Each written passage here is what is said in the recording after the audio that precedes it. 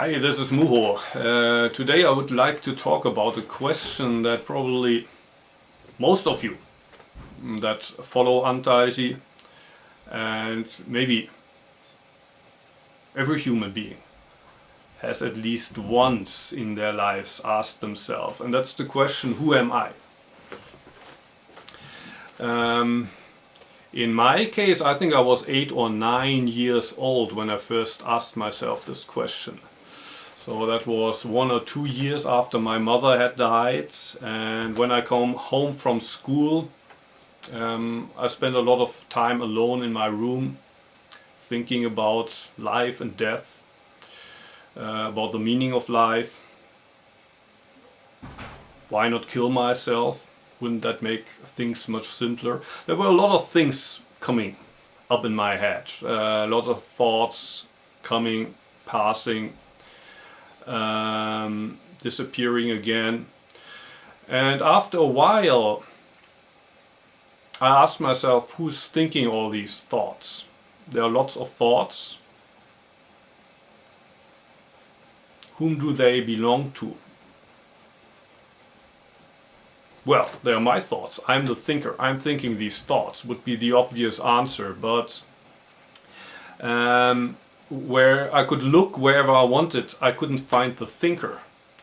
I could only see the thoughts in my mind, but there was no thinker.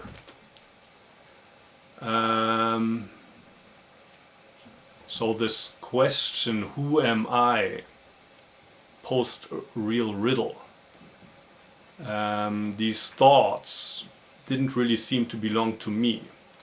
And also the body, this body that was lying on the bed, and my eyes looking up to the ceiling of the room. I seemed to be inside this body, but it didn't really seem to be my body. I was looking through these eyes into the world, but could you really call them my eyes?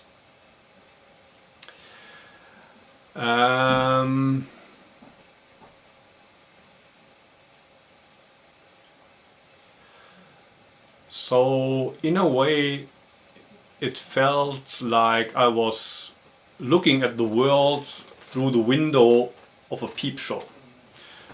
And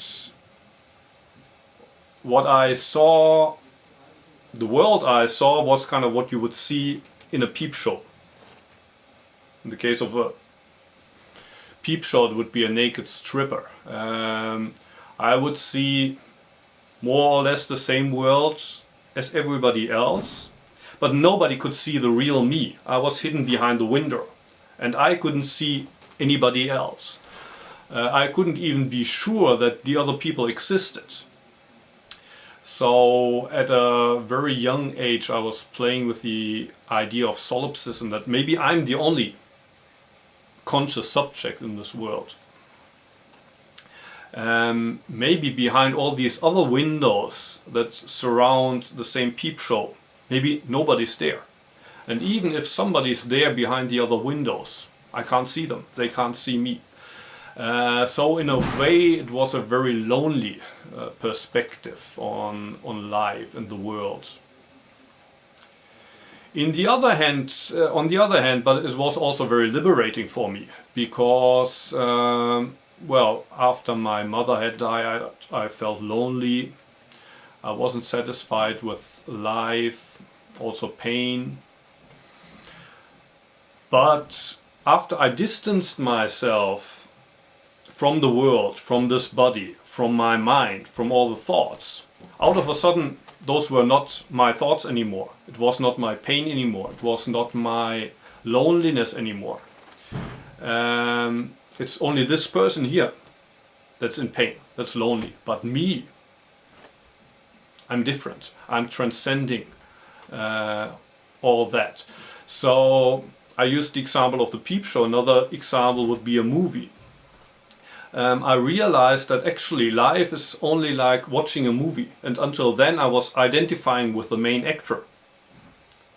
And when the main actor was in pain, I thought I was in pain, but now I realize I'm only watching a movie.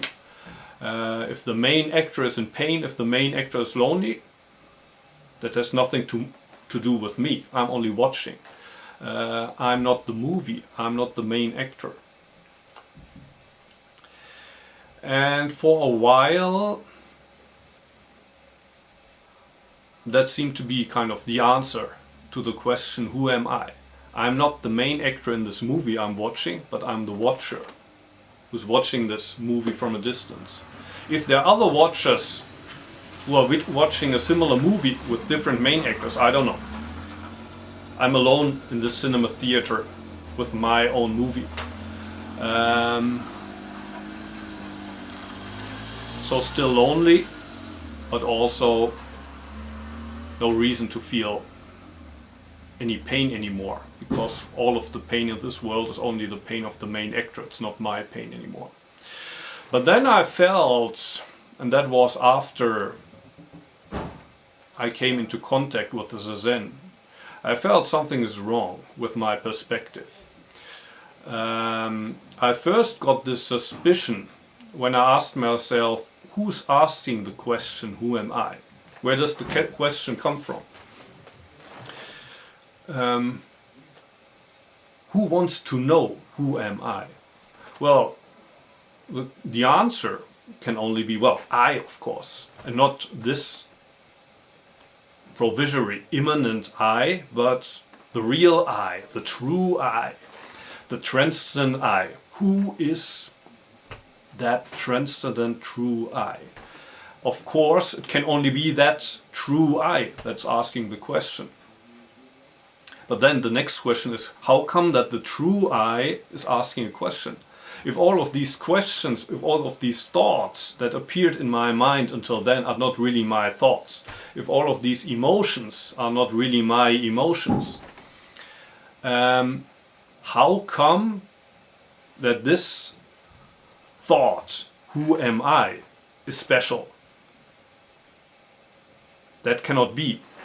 How come that right now I'm sitting in front of a camera and this person is speaking, his mouth is moving, it's not my mouth, it's his mouth. How come that he, this guy, is asking who am I, when he is in no position to actually know that he's me?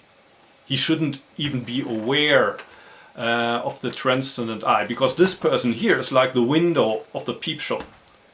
I, the true I, is watching through this window, through these eyes into the world. But he, this guy here, has nothing to do with the watcher. How come that he's asking this question? That should be my question, not his question. It's a little bit like I'm watching the movie, and out of a sudden the main actor in the movie asks, why am I watching the movie? Why am I watching this movie? Why am I in this movie? The main actor shouldn't be aware that he's in a movie. The main actor shouldn't be aware that he's being watched. The main actor cannot ask this question for me. But in the real world, this person is asking my question. How's that possible? And the only explanation can be that after all, the so-called true I and this person are not so separate as I thought they would. I thought that this person that is sitting here wearing this kimono, talking into the camera, is only an immanent part of the world, and that the true I is transcending this person. The true I is pure consciousness. How come that this person is talking about pure consciousness? How come that this person is talking about transcendence?